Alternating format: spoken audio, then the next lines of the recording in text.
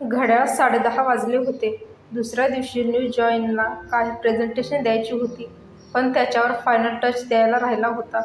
आधी विचार केला होता की बंगलोरला येताना फ्लाईटमध्ये करून टाकीन, पण त्यावेळेस इतर महत्त्वाची कामं असल्याने ते राहूनच गेलं होतं. चरफडत लॅपटॉप चालू केला आणि लव्ह, विरह, फिलिंग्स वगैरे गोष्टी बाजूला सारून cloud computing, data analytics, software as a service वगैरे किचकट गोष्टींमध्ये बुडून गेलो. कसाबसा अर्धा तासच झाला असेल, इतक्यात मोबाईलवर मेसेज दिवा लुकलुकला. प्रीतीचा मेसेज होता. अजून जागा आहेस? का रे, झोप येत नाहीये का? मला तर येतच नाहीये झोप. बरं मग काय ठरलं आपलं? कशाचं? अरे असं काय, मगाशी काय झोपेत बोललास का माझ्याशी? काय करायचं आहे आपण? प्रीती, तुला काय मल्टिपल पर्सनॅलिटी डिसऑर्डर वगैरे झालाय का?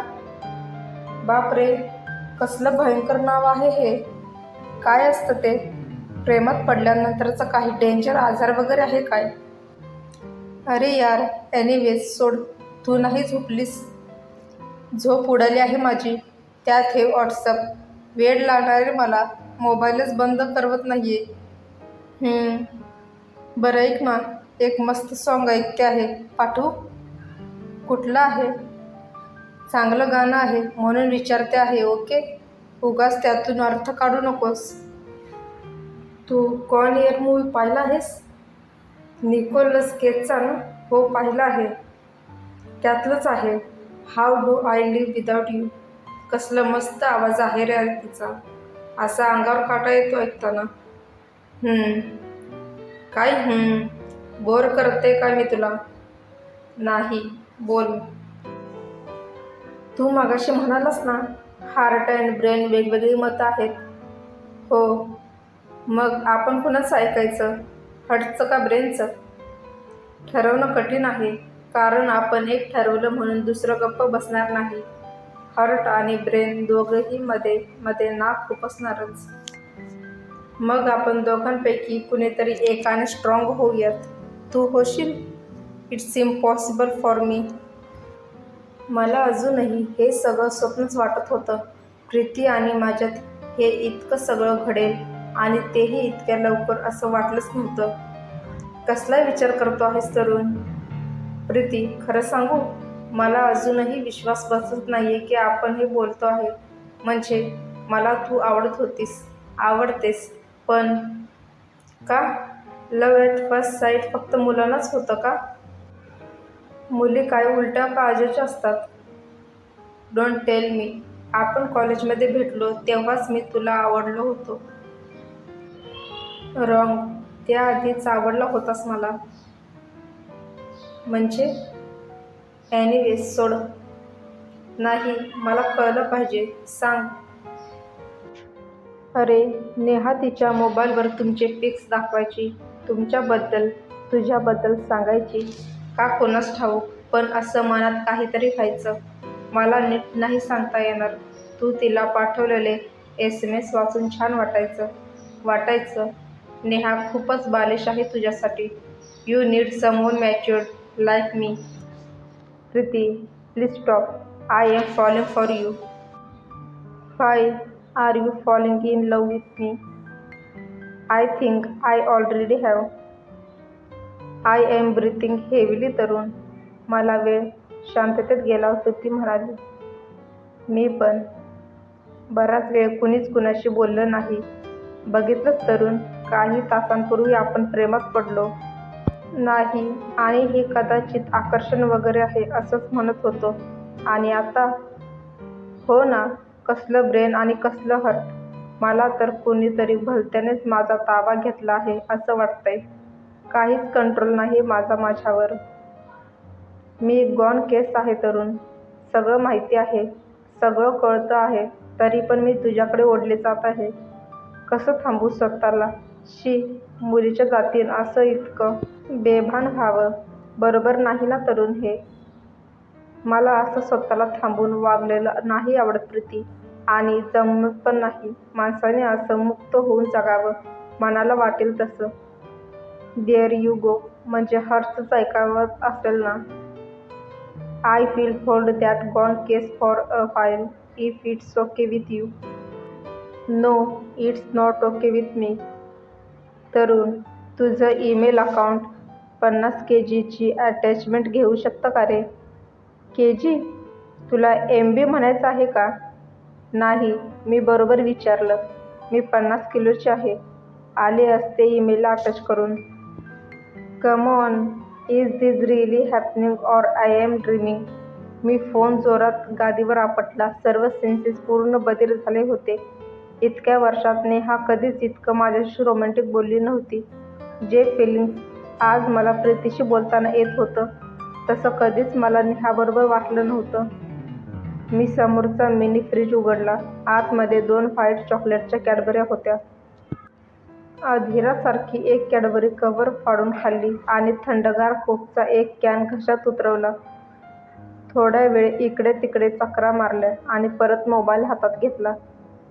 Preeti, I want to dedicate one song to you. Can I? कुठलं? मैं चाहूँ तुझको मेरी जा बेपनाह, फिदा हूँ तुझ पे मेरी जा बेपनाह. स्टॉप इट तरुण. का? काय झालं? I am blushing. I don't believe this. कित्येक वर्ष झाली लाजणारी मुलगी बघून. तू लाजतेस? तुला लाजता येतं? म्हणजे काय? काही विचारतोस का तू? प्रीती, प्लीज फोटो पाठव ना तुझा आत्ताचा. एक सेल्फी प्लीज. गप रे. काही काय? मी नाही आता फोटो वगैरे काढणार. एक तर अवतार आहे माझा. असू देत प्लीज. बरं, 1 मिनिट. 1 मिनिट म्हणून प्रीती गेली ते 5 मिनिट झाली तरी काहीच पत्ता नाही. हॅलो, कुठे गेलीस? अजून 2-3 मिनिटं गेल्यावर प्रीतीचा मेसेज आला तिच्या फोटोबरोबर. पण फोटोत चेहरा फोटोच्या विरुद्ध बाजूला होता. फोटोत फक्त हसताना तिच्या गालावर उमटलेले डिंपल्स दिसत होते. पण माझं लक्ष वेधून घेतलं ते तिने कानात घातलेले इयरिंग्सने. एका हाताने केस बाजूला धरल्याने तिचे इयरिंग्स स्पष्ट दिसत होते. हेच इयरिंग्स होते का रे ते नेहाच्या मैत्रिणीच्या कानात? प्रीतीने विचारले. प्रीती, तुझ्या लक्षात आलंय का? आपण कालपासून बोलतोच आहोत. कालपासून? मग घड्याळ बघ, 12 वाजून गेलेत. Good morning. Oh my God. बरं चल मग झोपूयात का आता? उद्या, आय मीन आजच. थोड्या वेळाने बोलू, okay? All right. Sweet dreams. Good night. Good night Tarun. Bye bye. मी बराच वेळ प्रीतीच्या फोटोकडे पाहत बसलो. मग शेवटी थोडा फ्रेश झालो. अजून एक कोका कोला पोटात ढकलला आणि उरलेले काम पूर्ण करण्यासाठी लॅपटॉप पुढे ओढला. Tarun, will you come to my place for snacks in evening? सकाळी ऑफिसमध्ये स्वामी विचारत होता. Please come. I stay nearby. My wife Lakshmi told me to bring you home. माझ्या चेहऱ्यावरचे भाव पाहून तो म्हणाला. दुपारी प्रीतीचा मेसेज होता. तिच्या आईला रुटीन चेकअपसाठी दवाखान्यात घेऊन जाणार होती. सो संध्याकाळी ऑनलाईन नसेल म्हणून मग स्वामीला होकार कळवला. दिवस सोच होता. इंडस्ट्रीतले नवीन टेक्निकल्स वर्ड्स ऐकून फ्रेशर्स खुश होऊन गेले होते. प्रत्येकाच्या चेहऱ्यावर उत्साह, आत्मविश्वास वगैरे झळकत होता. मला मात्र त्यांचं फार वाईट वाटलं. काही दिवसातच हे सुद्धा इतरांसारखे झोंबी होऊन कामाला जुंपले जाणार. मी आपला पाट्या टाकल्यासारखं प्रेझेंटेशन पूर्ण करून टाकले. संध्याकाळी स्वामीच्या घरी पोहोचलो तेव्हा लक्ष्मीने त्याच्या पत्नीने दारात स्वागत केले. हाय तरुण, बरं झालं तू आलास. मी घरात येताना लक्ष्मी म्हणाली. तिला मराठी बोलताना पाहून मी चमकलोच. तसं स्वामी म्हणाला, she is a Maharashtrian, so she could speak your language. इथे सारखं हिंदी इंग्लिश बोलून कंटाळा आला होता. बरं झालं तू आलास. इतक्या दिवसांनी मराठी बोलून बरं वाटलं बघ, लक्ष्मी म्हणाली. पुढची 10-15 मिनिटं आम्ही जनरल गप्पा मारल्या. मी सहजच स्वामीला विचारलं, सो तुमचं लव्ह मॅरेज? ऑफकोर्स, दोघंही एकदमच म्हणाले. IIT मध्ये भेटलो आम्ही, लक्ष्मी म्हणाली. Wow, must be piece of cake then. Both are qualified. Good job. Actually not. Lakshmi's parents were somehow convince, but my parents they just were not ready to accept her. मग कसं केलं कन्विन्स? मी लक्ष्मीला विचारलं. नाहीच करू शकलो आजपर्यंत. नाराजीच्या सुरात लक्ष्मी म्हणाली. शेवटी त्यांच्या मर्जीविरुद्ध केलं लग्न. त्यांनी स्वामीशी संबंध तोडून टाकलेत. He was so sad after our marriage. We had our honeymoon after 1 month when he was okay. Yeah, Tarun, it was difficult for me. Staying away from parents was really painful.